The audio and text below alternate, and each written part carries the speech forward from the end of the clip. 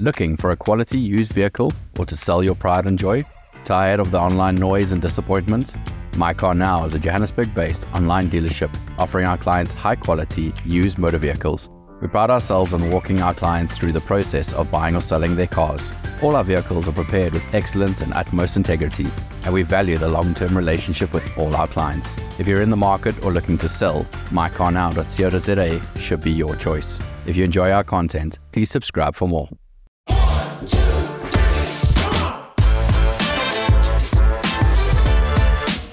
Ladies and gentlemen, welcome to the Starship 113 Defender. This is the equivalent of a tugboat for the streets. Today we find ourselves behind the steering wheel of a proper beast. A vehicle that is seldom seen on the streets of pretty much any city in the world. Something that Greta Thunberg wouldn't be a fan of. All of the jokes aside, the Land Rover Defender 130 is a beast. It's long, it's tall, it's not that wide, but it's just like a road train, something that could be easily modified to play a part in some reiteration of Mad Max. It's a vehicle that you can drive comfortably onto the roads, knowing that no taxi is going to cut in front of you.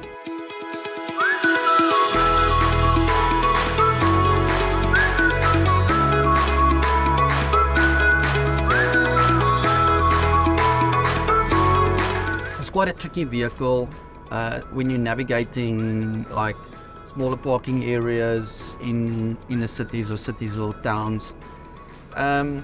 It's long, the turning circle isn't the greatest. Having a 130-inch wheelbase certainly doesn't help. It's not that wide, so once you're in the parking space, there's enough room for you to open your doors and you're not going to hit the guy next to you. So yeah, it may be long, it may be quite tall, but it certainly isn't that wide. Daily driver's perspective, I think you can easily daily this vehicle, but because of the sheer size of it, it is obviously something that you're going to have to get used to. But you can certainly daily this. Fuel consumption isn't all that bad. It's kind of in line with what most double cab buckies will return today. And the 2.4, in this case, the 2.4 turbo diesel is quite an easy engine to live with. And especially being mated to the 6-speed a manual gearbox, which coincidentally is also found in quite a few of Ford's Mustangs.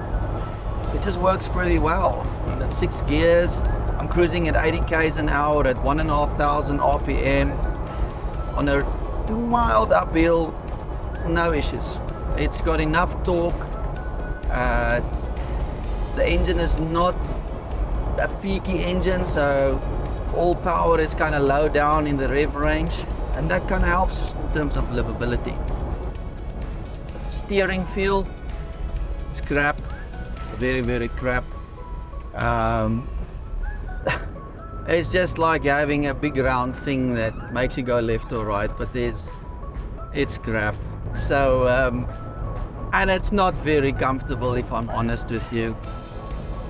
Not comfortable at all. Although it's manageable, I suppose that's also relative. I'm 1.73 meters tall and I weigh 78 kilos, so I'm not the biggest fellow, but I would consider myself around about average. One thing that I will say though, for taller drivers, this is not going to be for you. I think if you're anything taller than 1.85 meters or above 6 feet, it's going to start becoming a bit of a squeeze.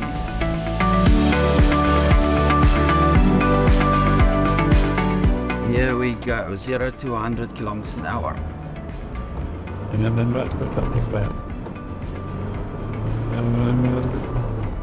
That's a good shift.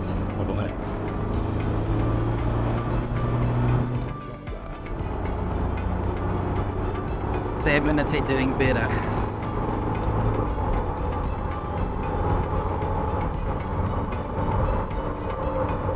22.5.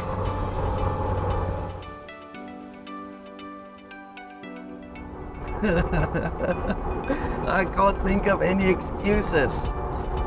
Okay, wait. There are a few excuses that I can use. Okay, first of all, we've got these massive mud terrain monopolies on, and they are definitely going to have an impact on performance.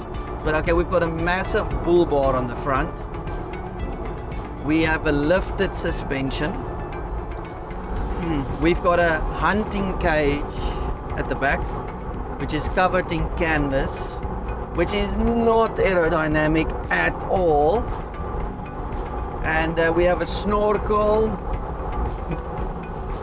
And a real excuse for listening big slower than sunrise. And yeah, it is slower than sunrise. That's a fact. Gee, man, this thing is horribly slow.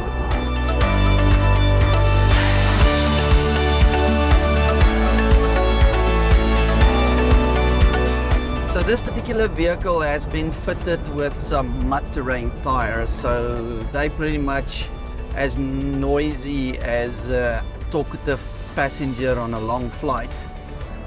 They're not the greatest for the city driving, but I can tell you what, once the tar road is changed for gravel or anything that's got a slight kind of hint at being an obstacle to it, they come into their own, and they're beautiful, beautiful off-road.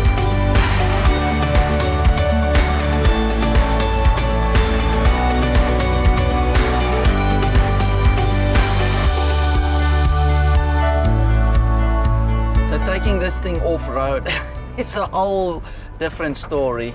Suddenly, you are fully aware of the proportions, don't get me wrong. This will never be as capable as a 90 or as a 110.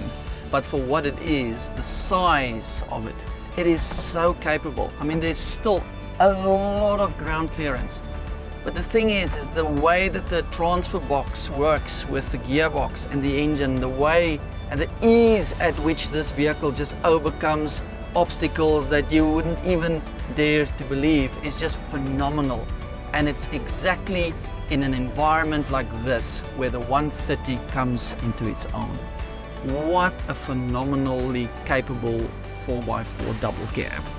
And you know what the best thing about this is? It's got so much loading space in the back. And then you can do this. Wow, this is phenomenal.